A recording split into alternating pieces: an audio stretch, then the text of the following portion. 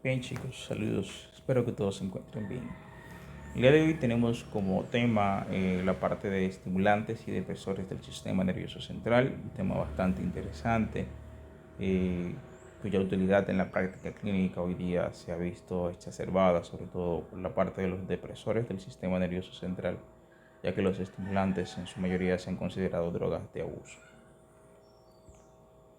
Para introducir este tema, lo primero que debemos de conocer es cómo está estructurado el sistema nervioso central. Vamos a ver que de manera anatómica tenemos una cavidad que está herméticamente cerrada, que es lo que nosotros conocemos como bóveda craneana. Esta se continúa de manera inferior por una cavidad que está delimitada en el centro de las vértebras, lo que se le conoce como conducto vertebral. Entonces, dentro de este armazón óseo es donde se encuentra comprendido el sistema nervioso central. Vamos a tener el cerebro y el tronco encefálico que se encuentran comprendidos dentro de la bóveda craneana. Por otro lado, tenemos la médula espinal que se encuentra comprendida dentro del canal vertebral. De manera relativa a mencionar la parte del sistema nervioso periférico que está comprendido por los ganglios y nervios, por ejemplo los pares craneales, los nervios espinales, y tenemos parte del sistema mioentérico que también forma parte del sistema nervioso periférico. Con relación a la división fisiológica, vamos a tener un sistema nervioso somático que para fines de esta clase no es de nuestro interés, puesto que media funciones que son involuntarias, que el organismo realiza por sí solo, como por ejemplo la respiración, por ejemplo la frecuencia cardíaca, etc. Ahora bien, tenemos el sistema nervioso autónomo que sí es de nuestro interés, que no cumple funciones vegetativas como las del sistema nervioso somático. Tenemos una parte que le vamos a denominar sistema nervioso simpático y otra parte que le vamos a denominar sistema nervioso parasimpático. De manera preganglionar, la transmisión a nivel de estos dos sistemas está dada por la acetilcolina, que por medio de sus estímulos colinérgicos.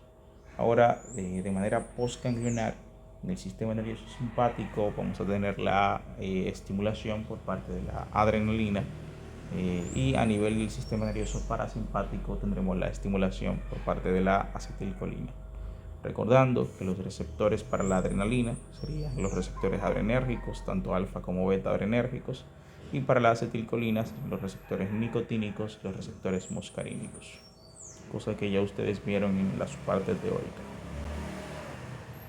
Con relación a cómo está dividido este sistema nervioso para su estudio en farmacología, lo hemos separado en la parte de estimulantes en tres segmentos.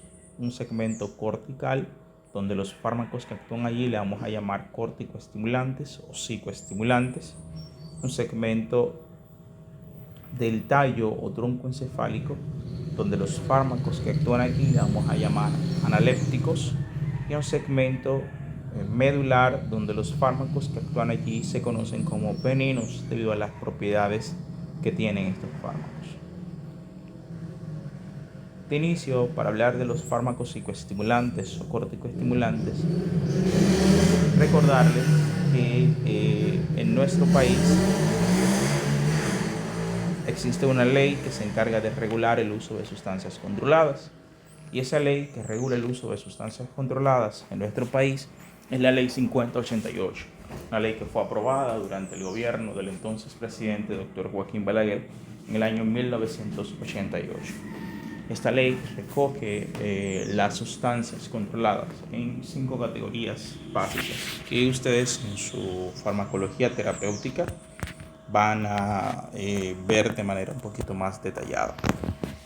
Entonces, empezando con las sustancias corticoestimulantes, tenemos allí dos grupos de fármacos.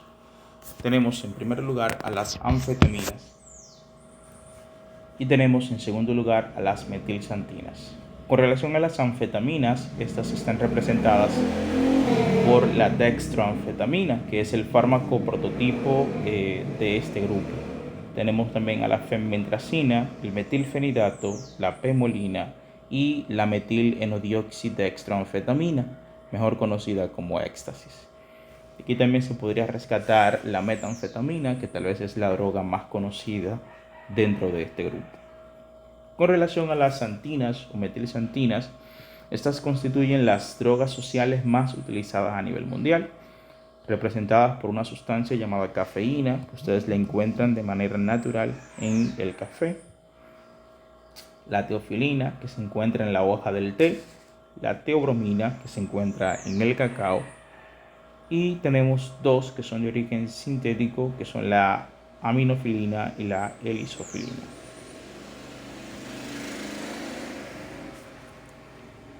¿Cómo actúan las anfetaminas? Bueno, el principal mecanismo de acción de este grupo de fármacos es inhibiendo el transportador vesicular de monoaminas. Este transportador está relacionado con el transporte, obviamente, de las catecolaminas. Entonces, ¿qué pasa? Aparte de inhibir el VMAT, que es el transportador vesicular de monoaminas, ellas también se caracterizan porque bloquean al CERT, que es el transportador recaptador de serotonina, el DAT, que es el transportador recaptador de dopamina, el NET, que es el transportador recaptador de noradrenalina. Y se ha asociado a ellas también la intervención con los receptores D2 de dopamina y con los receptores alfa 2 de la adrenalina. Debido a esto, lo que hace es que aumenta la concentración en la hendidura sináptica del neurotransmisor. Al aumentar la concentración en la hendidura sináptica del neurotransmisor, esto garantiza un mayor tiempo de contacto pues, con la membrana postsináptica, y de esta manera entonces vamos a tener un aumento en la actividad del sistema nervioso central. Mientras más tiempo dure la estimulación por parte del neurotransmisor excitador en el botón presináptico, pues mucho mayor será la actividad a nivel del sistema nervioso central.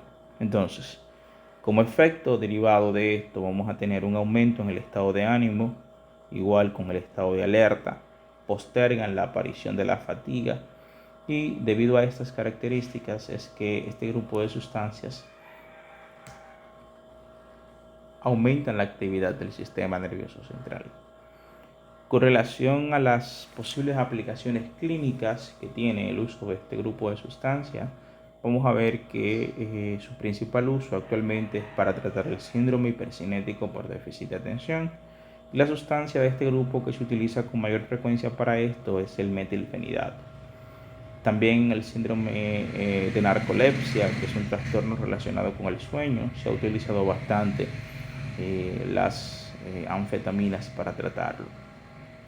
Cabe señalar que la obesidad no es un uso aprobado por la FDA para este grupo de sustancias, pero debido a que se ha descrito que sustancias como la pemolina, sobre todo, tienen efecto amorexígeno, se ha abusado de este grupo de sustancias para perder peso, por las modelos, en pasarelas y en esos programas de modelaje como el Miss Universo y demás, utilizan con mucha frecuencia este tipo de sustancias para perder peso, y es la razón de que ustedes puedan observar la contextura física de estas personas. Los efectos adversos obviamente se dividen por sistemas: a nivel gastrointestinal, a nivel cardíaco y a nivel del sistema nervioso central. Creo que si entendieron cuáles son los efectos que tiene la acetilcolina en cada uno de estos sistemas, o cuáles son los efectos que tiene la adrenalina en cada uno de estos sistemas, podrán entender cuáles son los efectos adversos derivados pues, del uso de este tipo de sustancia. Obviamente, si la acetilcolina, bueno, en este caso la adrenalina, lo que hace es aumentar la actividad a nivel cardiovascular, pues usted va a tener un paciente que va a tener arritmias cardíacas, un paciente que va a tener un mayor riesgo de presentar cualquier tipo de evento a nivel cardiovascular debido a los efectos que tiene la administración de la adrenalina. Igual a nivel gástrico, pues sobre el vaciamiento gástrico los efectos son un aumento en cuanto al mismo y demás. Y a nivel del sistema nervioso central o a nivel del neuroeje, obviamente los efectos que tienen todas las drogas estimulantes. Con relación a las xantinas o metilxantinas, este grupo de fármacos actúa inhibiendo la fosfodiesterasa, específicamente la fosfodiesterasa 5. Y debido a la inhibición de la fosfodiesterasa, ustedes saben que esta es la enzima que degrada la adenilatoxiclasa. Si no se degrada la adenilatoxiclasa, pues se va a seguir produciendo AMP cíclico o proteína quinasa dependiente de AMP. Por consiguiente, esta sustancia como segundo mensajero intracelular lo que va a hacer es que va a aumentar la actividad intracelular, promoviendo la entrada de calcio a la célula en mayor cantidad, y esto va a promover la movilización de vesículas de neurotransmisores excitadores hacia la hendidura sináptica, que como está entrando mucho calcio, pues se va a promover la movilización de muchas vesículas.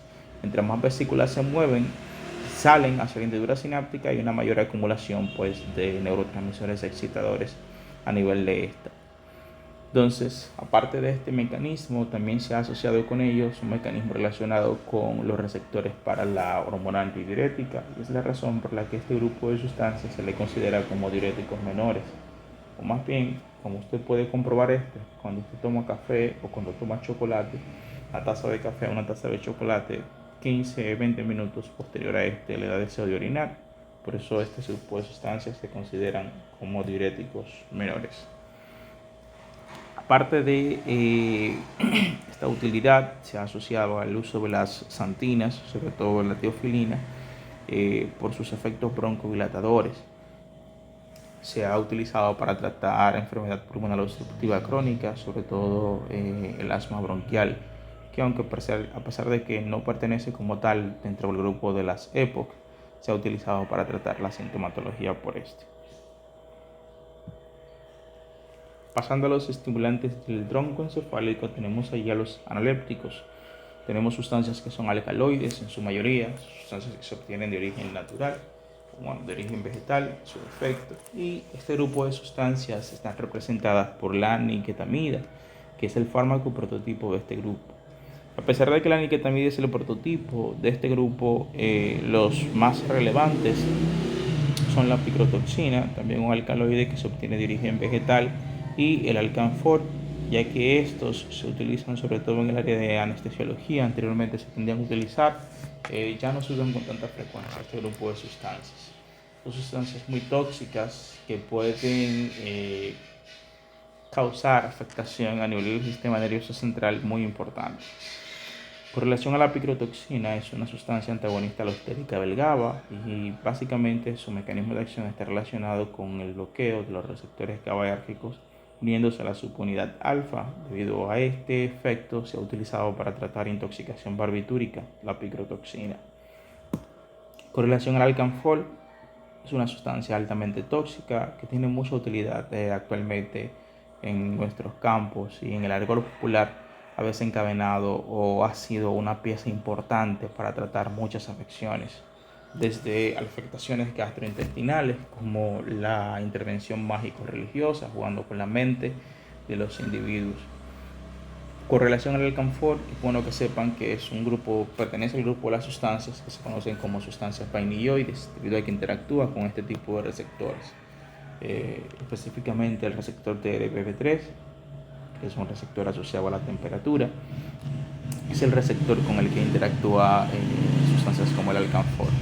Tiene propiedades absortivas bastante buenas, también como sustancia insecticida, pero se absorbe fácilmente por la piel y puede acumularse a nivel del tejido cerebral y producir entonces convulsiones tónico-clónicas, ya que actúa directamente en el centro cardiorrespiratorio.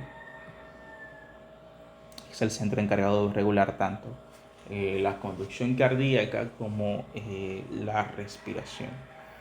Entonces, debido a esto, tiende a producir convulsiones tónico-clónicas, que son convulsiones que tienen una fase de contracción, que es la fase tónica, y una fase de relajación, que es la fase clónica.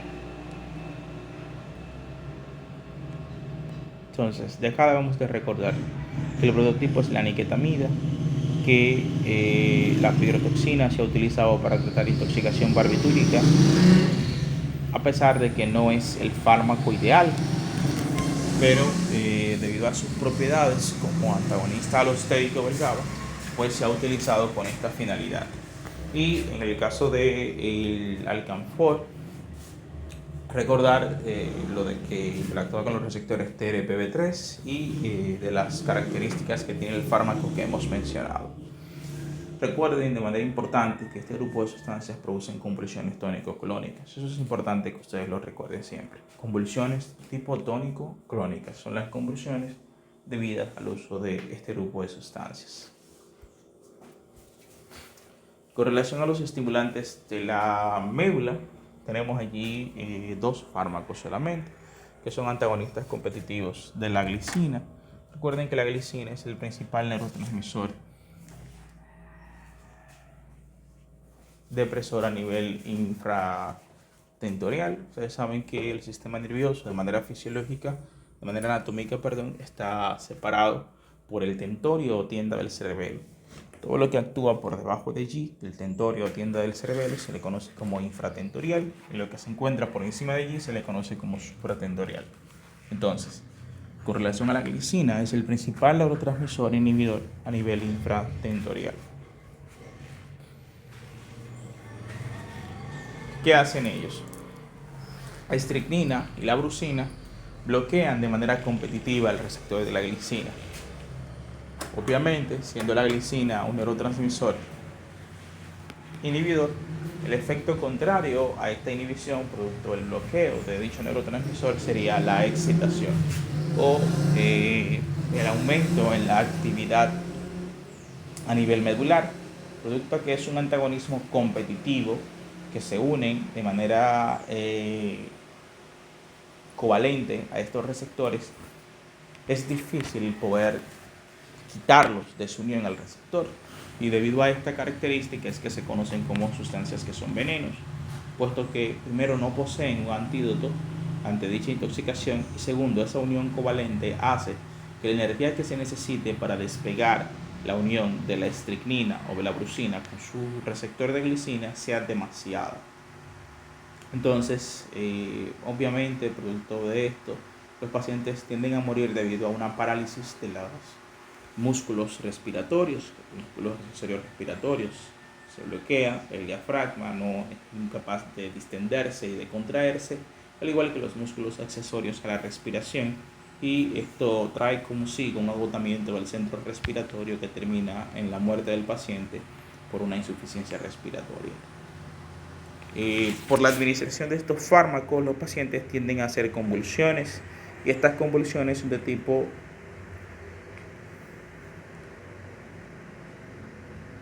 tónico tetánicas, que son el tipo de convulsiones que se presenta por la utilización de este grupo de fármacos. Cabe señalar, chicos, que con relación a la estricnina y la brucina no tienen utilidad actualmente en la práctica clínica, y se están utilizando sobre todo en experimentos de laboratorio y demás. Pasando a los depresores, tenemos barbitúricos y benzodiazepinas. Barbitúricos son compuestos que resultan de la unión del ácido malónico con la urea. Urea más ácido malónico da como origen un barbitúrico. Son sustancias que se utilizan como sedantes, hipnóticos y como anticonvulsivantes. Con relación a las benzodiazepinas, son compuestos mucho más nobles que los barbitúricos y poseen propiedades farmacocinéticas y propiedades farmacodinámicas un tanto distintas a las que poseen los barbitúricos. Cabe señalar que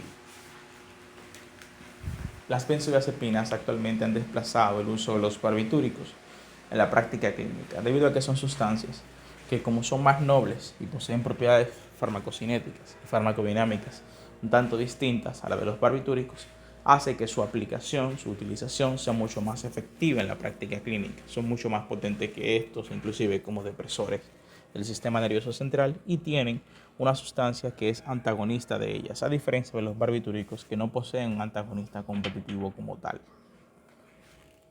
Empezando con la parte de los barbitúricos, recordemos que son fármacos que potencializan al GABA, y lo que hacen es que aumentan el tiempo que dura abierto el canal de cloro. Ellos se unen específicamente a la subunidad beta en el canal de GABA. Ustedes recuerdan que el GABA es un receptor pentamérico que tiene 5 subunidades. Tiene una subunidad alfa, una subunidad gamma, y tiene otra subunidad alfa y otra subunidad y 2 subunidades beta. Digamos que es así.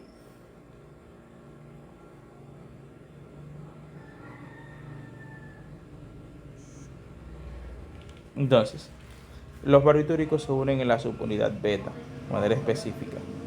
El GABA se une en la subunidad alfa-beta. Las benzodiazepinas se unen en la subunidad alfa-gamma y la picrotoxina se une en la subunidad alfa. Entonces, barbitúricos se unen al GABA, potencializan a este, aumentando el tiempo de apertura del canal de cloro, mientras que las benzodiazepinas potencializan al GABA, aumentando la frecuencia de apertura del canal de cloro. Eso no se les puede olvidar.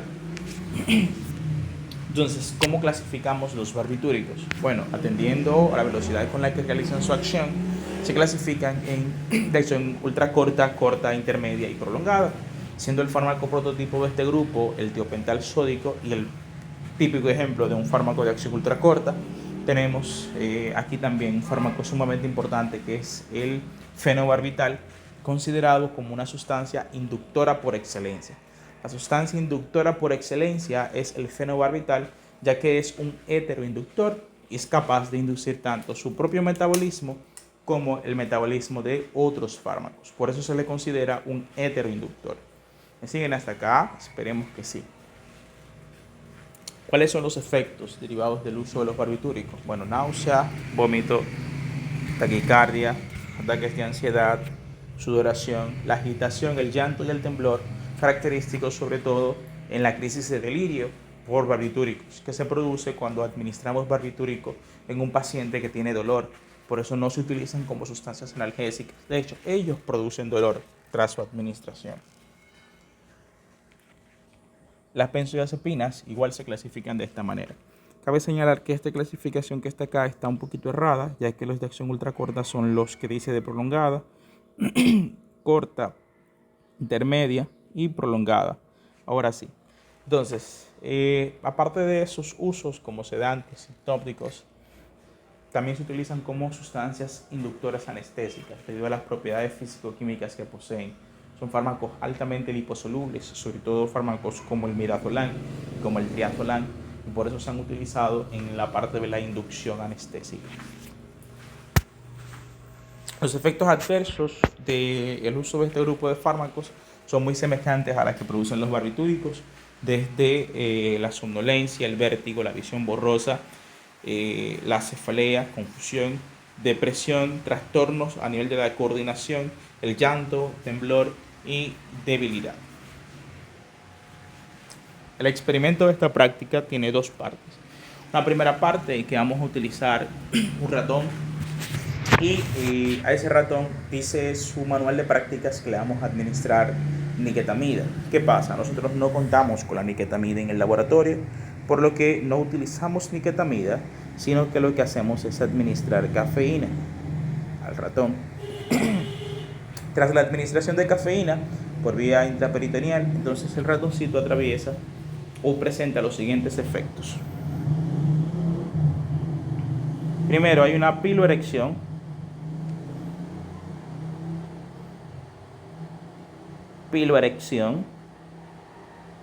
Aparece lo que se llama cola en asta de bandera. Y por último, agitación. La piloerección no es más que los pelos del ratoncito se van todos a parar. El cola en asta de bandera, la cola del ratoncito normalmente la tiene suelta en el suelo, se levanta hacia arriba, parece el asta de una bandera.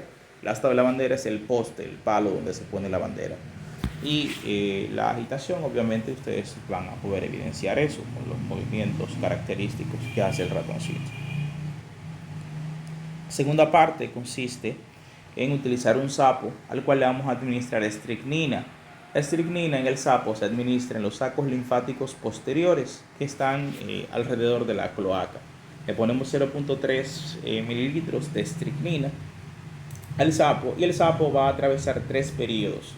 El primer periodo que atraviesa el sapo es un periodo que le vamos a llamar periodo de hiperreflexia. Aquí se caracteriza porque el sapo, ante un mínimo estímulo, ya sea visual, auditivo, un pinchazo, un roce, lo que sea, reaccionará de una manera exagerada. ustedes van a ver que el sapo reacciona de una manera exagerada, por lo que acá en la rayita ustedes pondrán que sí en su experimento. El segundo periodo es un periodo convulsivo. Entonces, este periodo convulsivo tiene varias fases que es importante. Lo primero es que hay una contracción generalizada de todos los músculos. Ustedes van a poner que sí. Aparece una contracción sostenida, que es lo que se conoce como tetania, y rigidez. También pondrán que sí. Estas convulsiones se van a manifestar con flexión de las extremidades superiores y extensión de las extremidades inferiores. Es muy parecido a lo que hace este muchacho, el artista Rochi RD, que pone los brazos como si estuviese haciendo fuerza hacia abajo, como si pareciera un fisiculturista. Así mismo hace el sapo. Flexiona los brazos hacia el tórax, así, con una contracción sostenida, y extiende las extremidades inferiores. Y por último, estas convulsiones son de tipo tónicas, sin una fase clónica. El último periodo que atraviesa el sapo es un periodo de parálisis, donde aquí finalmente se observa una relajación de todos los músculos, debido a que se agota el centro respiratorio y el sapo muere. Por lo tanto, se relaja. Una relajación de todos los músculos, y ya que el sapo obviamente muere. Esta parte de acá ustedes no tienen que hacerla, puesto que también se hace con el sapo, pero como murió, no es necesario hacerlo. Entonces, eso es todo con relación al tema de estimulantes y depresores del sistema nervioso central.